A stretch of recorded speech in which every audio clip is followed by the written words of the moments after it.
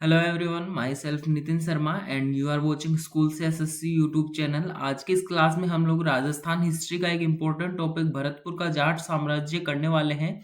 ये जो टॉपिक है ना, इसमें से लगभग ऐसे मान लीजिए 6 से 7 या 5-6 प्रश्न कुछ ऐसे हैं जो रिपीट होते रहते हैं बार बार में। तो एकदम मतलब छोटा सा टॉपिक है, अगर आप लोग नोट्स बनाने बैठेंगे तो लगभग 2 से 3 पेजेस में कंप्लीट हो जाएगा।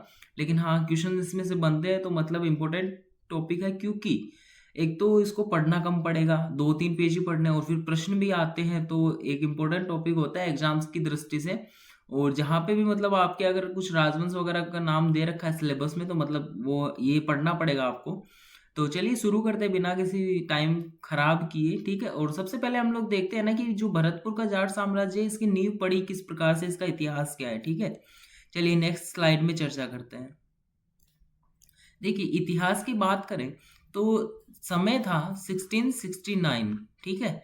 और जो दिल्ली का सुल्तान था वो था औरंगजेब। दिल्ली का सुल्तान था औरंगजेब। औरंगजेब ने एक फरमान निकाला था 1669 में, बनारस फरमान,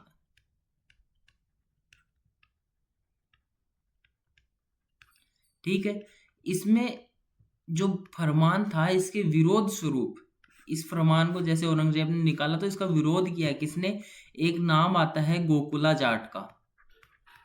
गोकुला जाट का नाम आता है, ठीक है। गोकुला जाट ने क्या किया? मथुरा के तिलपत क्षेत्र में आंदोलन कर दिया, ठीक है। मथुरा के तिलपत क्षेत्र में आंदोलन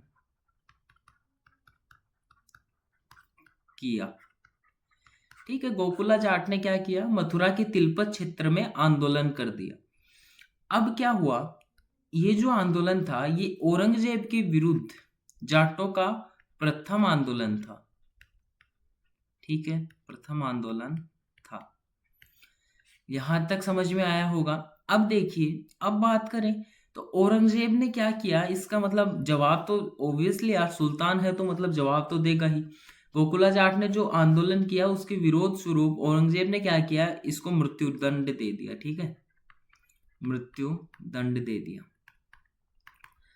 अब देखिए, गोकुला जाट की मृत्यु के पश्चात हुआ क्या कि 1669 में, जैसे हम लोग ये चर्चा कर रहे थे, उसके बाद में समय आता है 1685 ईस्वी का। कब का? 1685 ईस्वी का। तो नाम आता है एक राजा राम जाट।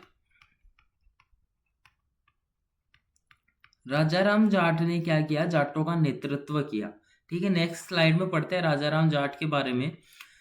चलिए बात करते हैं राजा राम जाट की। तो 1685 ईस्वी में जाटों का नेतृत्व किया,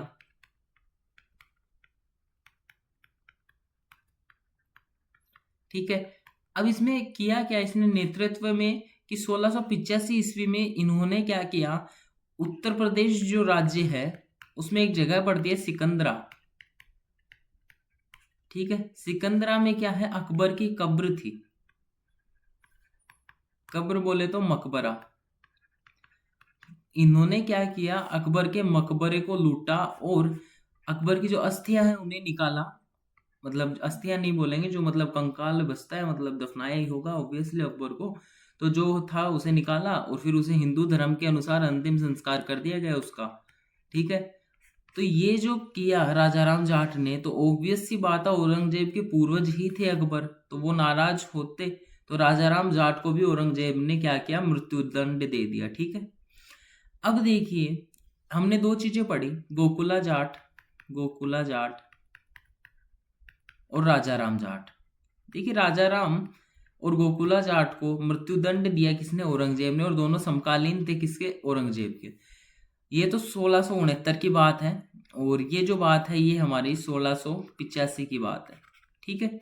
अब देखिए, आगे चलते हैं और आगे हम लोग अब पढ़ते हैं एक्चुअल में जो भरतपुर का जाट साम्राज्य जहां से शुरू होता है, कौन संस्थापक था उसके बारे में। तो भरतपुर में जाट साम्राज्य का जो संस्थापन किया था वो किया था चूड़ामन ने। चूड़ामन नाम से शासक हुए थे, इन्होंने भरतपुर में जाट साम्राज्य का संस्थापन किया था। तो भरतपुर के जाट साम्राज्य के संस्थापक कौन हो गए? चूड़ामन हो गए। चलिए, हाँ, यही बात मैंने यहाँ लिखी है कि इन्होंने क्या किया था? जाट साम्राज्य के संस्थापक। ठीक है, आगे चलते हैं और आगे बात करते हैं हम लोग अपने नेक्स्ट शासक के बारे में। चूड़ामन के बाद में हम लोग पढ़ेंगे बदन सिंह को। बदन सिंह ना इंपॉर्टेंट शासक है, मतलब प्रश्न बनते हैं इनसे। बदन सिंह ने क्या किया, इनके समय क्या हुआ कि देखिए भरतपुर यहाँ पे है हमारे मतलब पूर्वी हिस्से में, यहाँ भरतपुर और जयपुर भी पास में ही है। जयपुर वर्तमान जयपुर नहीं था पहले, मतलब आमेर जो रियासत हुआ करती थी वो पूरी रियासत हुआ करती थी बड़ी। जयपुर तो अब एक जिला बना है, ठीक है, तो मतलब एकदम पास पास ही थे। तो उस टाइम पे जयपुर के जो शासक थे, आमेर के जो शासक थे वो कौन थे, सवाई जय सिंह। सवाई जय सिंह, ठीक है।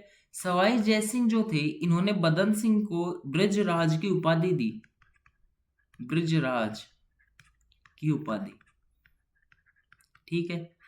बदन सिंह को ब्रजराज की उपाधि दे दी और साथ ही साथ में डीग की जागीर भेंट कर दी।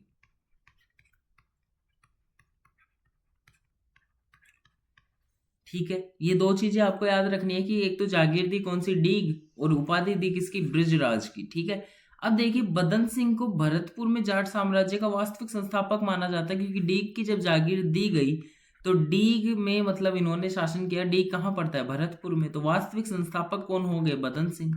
ठीक है, और बात करें तो देखिए डीग में जल महल है, मतलब जल महलों के लिए प्रसिद्ध है डीग अपने।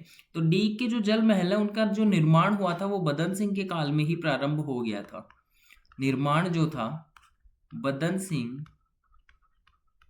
के काल में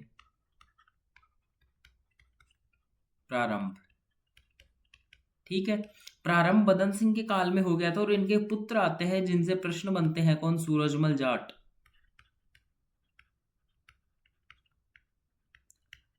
इन्होंने ना ये जो जल महल है इनका निर्माण पूर्ण करवाया था। ठीक है, आई होप यहां तक कोई दिक्कत नहीं होगी। आगे बात करते हैं।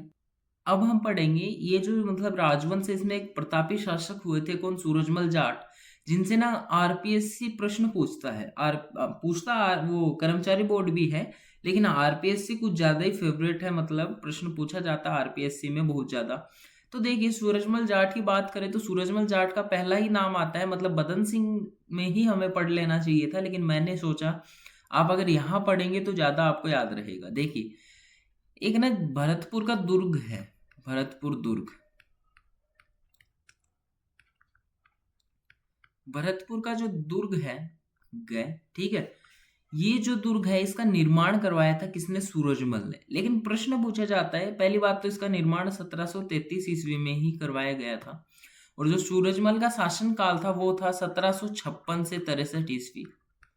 ठीक है, अपने 7 वर्ष के कार्यकाल में भी ये बहुत ज्यादा मतलब फेमस शासक हो गए, प्रश्न पूछे जाते हैं इनसे। तो देखिए 1733 में निर्माण करवाया, जबकि 756 में बने, ये कैसे हुआ। तो इन्होंने इस दुर्ग का जो निर्माण है वो अपने पिता की बदन सिंह के शासन काल में ही प्रारंभ कर दिया था। ठीक है, पूर्ण नहीं हुआ था, प्रारंभ किया था, मैं अभी भी बोल रहा हूँ पूर्ण नहीं हुआ था, प्रारंभ किया था। ठीक है, तो सूरजमल जाट जो है उन्होंने भरतपुर दुर्ग का निर्माण कार्य 1733 ईस्वी में अपने पिता बदन सिंह के शासनकाल के दौरान ही प्रारंभ कर दिया था। अब देखिए बात करें सूरजमल जाट के बारे में और बातें करें तो इन्हें ना जाट जाति का प्लेटो कहा जाता है, जाट जाति का प्लेटो। ठीक है, एक और नाम से इन्हें संबोधित किया जाता है, जाटों का अफलातून।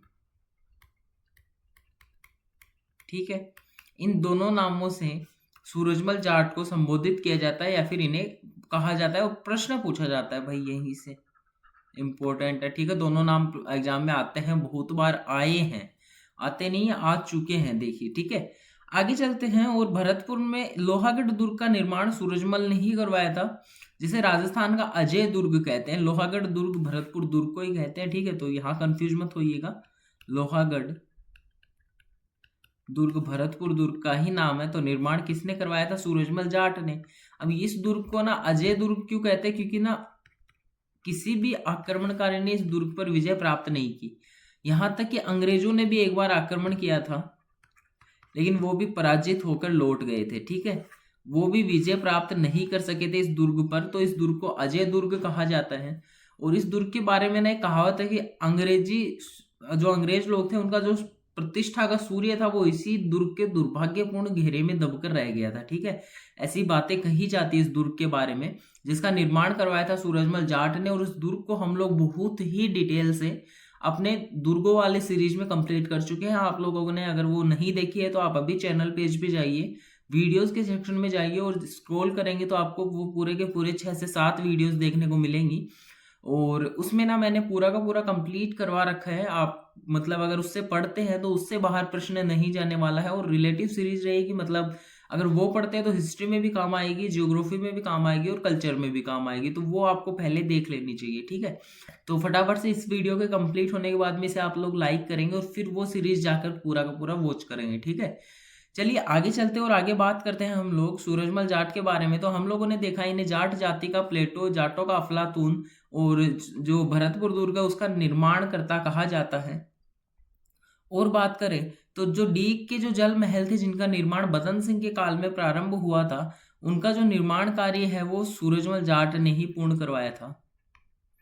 सूरजमल जाट ने पूर्ण करवाया। ठीक है, जो निर्माण कार्य है वो भी सूरजमल जाट ने ही पूर्ण करवाया था। और बात करें तो एक ना टाइम आता है, मैं आपको जैसे टाइम लिखूंगा आपको पता चल जाएगा मैं क्या बात करने वाला हूँ। टाइम आता है 14 जनवरी 1761। बताइए कौन सा युद्ध हुआ था इस टाइम पे? इस टाइम पे कौन सा युद्ध हुआ था? इस टाइम पे युद्ध हुआ था पानीपत का तीसरा युद्ध, पानीपत थर्ड वॉर। ठीक है, तीसरा युद्ध हुआ था कब? 17 जनवरी 1761 को। अब देखिए तीसरे युद्ध में पराजित कौन हुआ था? मराठा हुए थे। किसके साथ में ये युद्ध हुआ था वो आप लोग मुझे कमेंट में बताइए, किसके साथ में युद्ध हुआ था ये? पानीपत का जो युद्ध है वो मराठाओं ने किसके विरोध में लड़ा था? ठीक है, देखिए जो मराठा पराजित हुए उनको शरण दी किसने? सूरजमल जाट ने अपने जो दुर्ग है उसमें। ठीक है, तो एक चीज ये आपको याद रखनी है कि पानीपत के तृतीय युद्ध में पराजित मराठों को 14 जनवरी 1761 का जो युद्ध था उसमें पराजित मराठों को सूरजमल जाट ने शरण दी थी। ठीक है, तो यहाँ पे हमारे जो सूरजमल होते हैं वो कंप्लीट हो जाते हैं। यहाँ पे हम लोग पढ़ लेते हैं उनको, और उनका ना शासनकाल आप लोग एक बार याद रखिएगा, इंपॉर्टेंट है। ठीक है, 1756 से लेकर 63 तक। ठीक है, आगे चलते हैं। और सूरजमल के बाद में जो शासक बनते हैं उनका नाम आता है हमारे सामने जवाहर सिंह। ठीक है, सूरजमल के शासन बाद में जो शासक आते हैं जो इंपॉर्टेंट है, जिनका प्रश्न पूछा जाता है, वो आते हैं जवाहर सिंह। ठीक है, देखिए इनके बारे में हमें क्या पढ़ना है? इनके बारे में पढ़ना है, इन्होंने भरतपुर का जो दुर्ग है उसमें एक तो बुर्ज बनवाई थी, जवाहर बुर्ज। ठीक है, जवाहर बुर्ज का निर्माण करवाया था। और इनके बारे में ना एक मतलब आपने गाने सुने होंगे बहुत सारे। ठीक है, उनमें भी आप लोग देखते हैं कि जो दिल्ली का लाल किला है, लाल किले पर इन्होंने किया आक्रमण। अब इन्हें लूटने के लिए कुछ नहीं मिला तो वहां पे एक अष्ट धातु का किवाड़ लगा था, अष्ट धातु का किवाड़ लगा था, उससे ये ले आए और साथ में ही लाकर भरतपुर दुर्ग में लगवा दिया।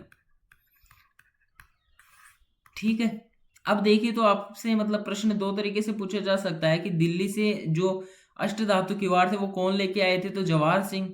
और ऐसे भी पूछा जा सकता है कि जो अष्ट धातु किवाड़ है वो राजस्थान के किस दुर्ग में लगे हुए हैं? तो वो भरतपुर के दुर्ग में है। ठीक है, आई होप यहाँ तक कोई दिक्कत नहीं होगी। अब देखिए मैं आपको बताऊं तो जो भरतपुर का दुर्ग है उसमें 2 बुर्जे हैं। पहला जवाहर बुर्ज, और दूसरा जो दूसरा बुर्ज है वो है फतेह बुर्ज। ठीक है, जवाहर बुर्ज इन्होंने बनवाई थी दिल्ली विजय के उपलक्ष्य में। अब फतेह बुर्ज पढ़ेंगे हम लोग अगले शासक के बारे में, रणजीत सिंह ने। ठीक है, रणजीत सिंह ने फतेह बुर्ज का निर्माण करवाया। क्यों करवाया वो देखिए। सबसे पहले तो ये देखिए कि एक युद्ध हुआ था, तृतीय आंग्ल मराठा युद्ध। ठीक है, ये युद्ध हुआ था। अब इस युद्ध में पराजित कौन हुए? मराठा। तो इन मराठों को शरण दी थी भरतपुर दुर्ग में किसने? रणजीत सिंह ने। अब अंग्रेजों के सामने था, क्योंकि आंग्ल मतलब अंग्रेज, मराठा मतलब मराठा, तो आंग्ल मराठा युद्ध में मराठा हुए पराजित। अंग्रेज नाराज हो गए किससे? रणजीत सिंह से, क्योंकि इन्होंने क्या दे दी? शरण दे दी। अंग्रेजों ने किया आक्रमण, ठीक है, अंग्रेज अधिकारी था जनरल लेक। जनरल लेक आक्रमण किया, लेकिन यही बात मैं आपको बता रहा था कि अंग्रेजों से भी ये दुर्ग विजय नहीं हुआ और ये भी वापस लौट गए, वापस लौट गए। ठीक है, यहां तक अगर कोई दिक्कत हो तो कमेंट सेक्शन में बताइए, जरा मैं वही सॉल्यूशन देता हूं आपको, फटाफट से बताइए। ठीक है, और देखिए मैंने आपको जैसे बताया कि तृतीय आंग्ल मराठा युद्ध में जो मराठा पराजित हुए थे उनको शरण दी, जिसके कारण से अंग्रेज नाराज हुए और जनरल लेक ने आक्रमण किया, लेकिन वापस लौट गए क्योंकि पराजित हो गए। ठीक है, और देखिए 1803 में रणजीत सिंह ने अंग्रेज अधिकारी जनरल लेक के साथ सहायक संधि कर ली थी, लेकिन ये ना मौखिक तौर पे थी, तो 1804 में ये संधि असफल हो गई। ठीक है, 1804 में असफल हुई। मैंने बात आपको 1857 की क्रांति में भी बताई थी। ठीक है, तो 1804 में ये जो संधि है ये असफल हो गई, लेकिन बाद में जब समय आया सहायक संधियों का जो पीरियड चला 1818 ईस्वी में क्या हुआ, भरतपुर ने सहायक संधियों पे हस्ताक्षर किए, और सहायक संधियों पर हस्ताक्षर करने वाले जो भरतपुर के शासक थे वो रणजीत सिंह ही थे। ठीक है, यहां तक कोई इश्यू नहीं होगा आई थिंक। आगे चलते और आगे चलकर हम लोग अपने नेक्स्ट शासक को देखते हैं। अगले जो शासक हमारे वो है जसवंत सिंह। ठीक है, अगले जो शासक है वो है जसवंत सिंह। अब देखिए आपको कुछ ज्यादा नहीं पढ़ना, मैंने आपको बता चुका हूं मैं आपको ये बात कि 1857 की क्रांति के दौरान, ठीक है, रिवोल्ट ऑफ 1857, 1857 की क्रांति के दौरान जो भरतपुर का शासक था वो कौन था, जसवंत सिंह। ठीक है, जसवंत सिंह में हमें बस एक ही चीज याद रखनी है, मैं आपको बता चुका हूँ, क्रांति हमने इसी चैनल पे पढ़ी थी। आप लोग फटाफट से वीडियोस के सेक्शन में जाके उसे भी वीडियो को देख सकते हैं अगर आपने नहीं पढ़ रखी तो। ठीक है, अब आगे शासक आते हैं ब्रजेंद्र सिंह।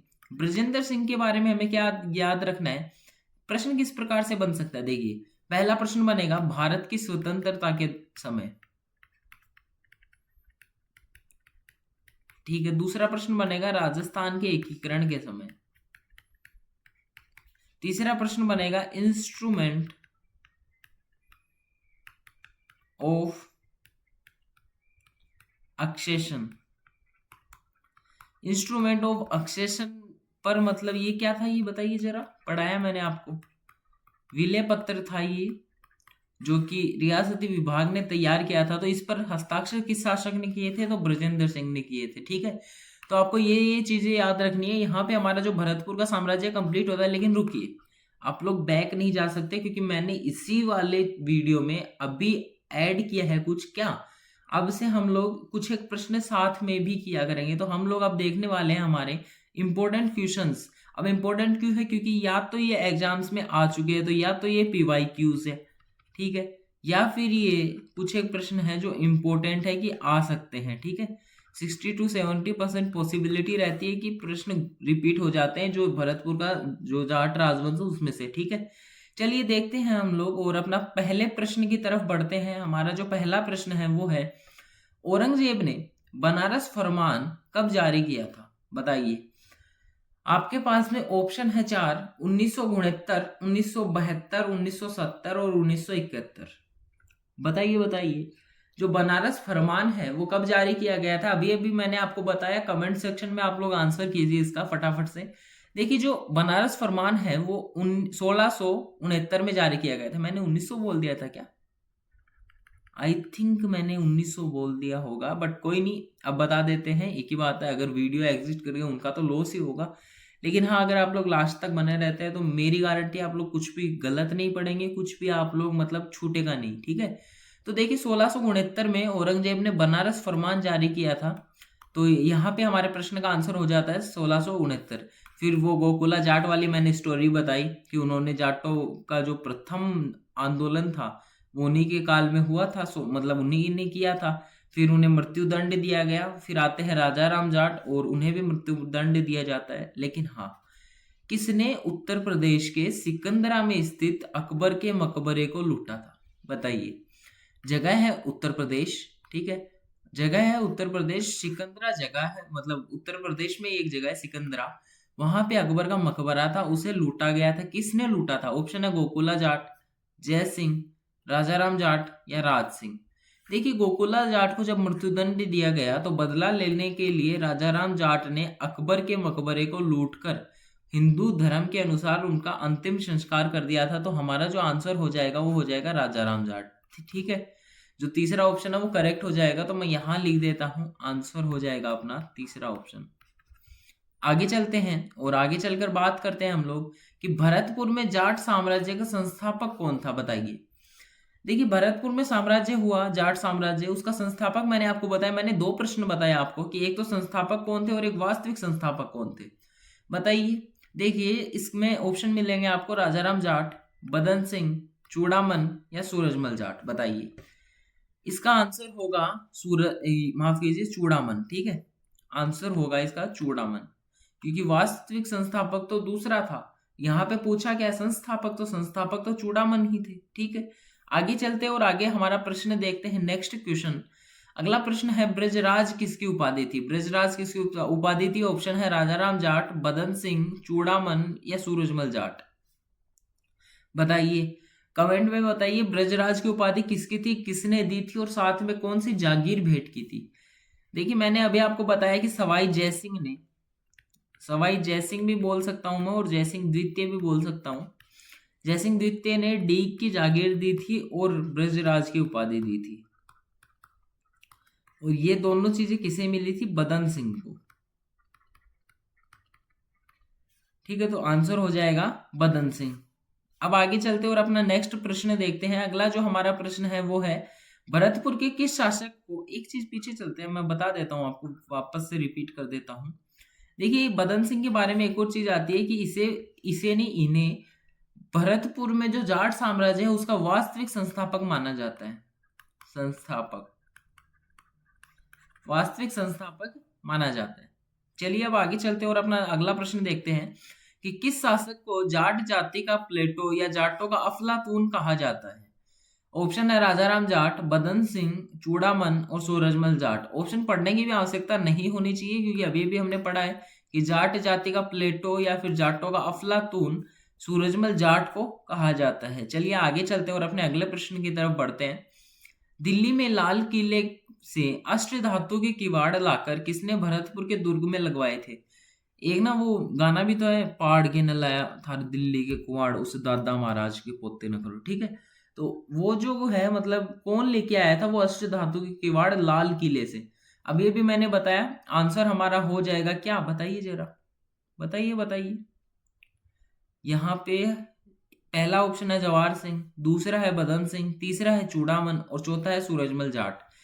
तो आंसर हमारे हो जाएंगे जवाहर सिंह। जवाहर सिंह ने दिल्ली के लाल किले से अष्ट धातु के किवाड़ लाकर भरतपुर के लोहागढ़ दुर्ग में लगवा दिए थे। ठीक है, आगे चलते और अपने नेक्स्ट प्रश्न की तरफ बढ़ते हैं। हमारा जो अगला प्रश्न है वो है, अंग्रेजों के साथ सहायक संधियां करने वाला भरतपुर का जो शासक था वो कौन था? ठीक है, मैंने यहाँ सहायक संधियां क्यों लिखा है, क्योंकि एक तो संधि की गई थी 1803 में, जो 1804 तक चली थी, असफल हो गई थी उसके बाद में, और एक संधि की गई थी 1818 में जो फिर लास्ट तक चली थी। ठीक है, तो दो संधियां हुई थी और दोनों संधियां किसने की थी वो बताइए।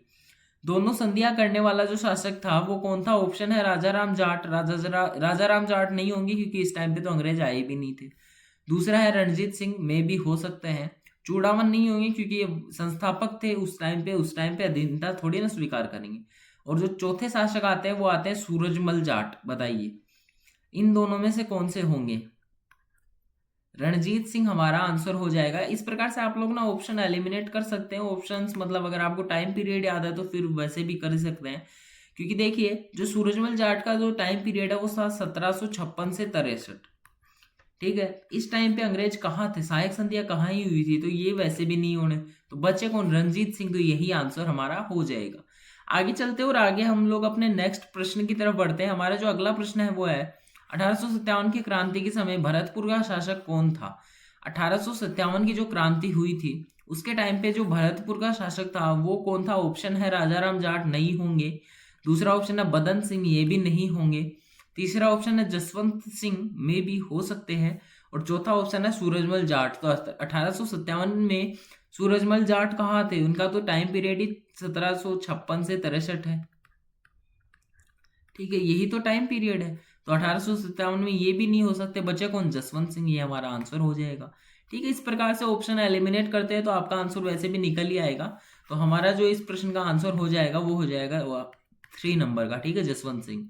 आगे चलते और अपने नेक्स्ट प्रश्न की तरफ बढ़ते हैं। हमारा जो अगला प्रश्न है वो है, भारत की स्वतंत्रता व राजस्थान के एकीकरण के समय भरतपुर का शासक कौन था।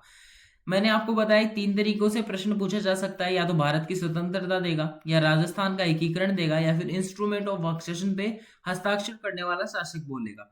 दो दो भी आ सकते हैं, यहाँ पे दोनों दे दिया आपको कि भारत की स्वतंत्रता और राजस्थान के एकीकरण के समय कौन शासक था। ठीक है, अब देखिए इसमें भी हम लोग ऑप्शन एलिमिनेट करते हैं। राजाराम जाट नहीं हो सकते, बदन सिंह नहीं हो सकते, उसके बाद में ब्रजेंद्र सिंह में भी हो सकते हैं। ठीक है, अब बचे कौन, सूरजमल जाट। एकीकरण और स्वतंत्रता कब हुई थी, 1947 में।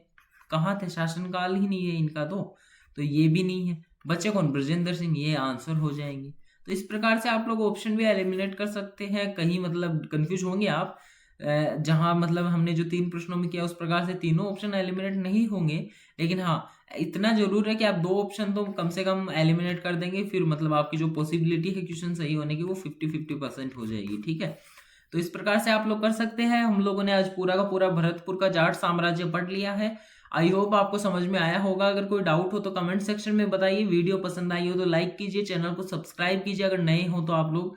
और इसी प्रकार की वीडियोस इस चैनल पे अपलोड होती रहेंगी। तब तक के लिए मिलते हैं हम लोग कल, तब तक के लिए धन्यवाद।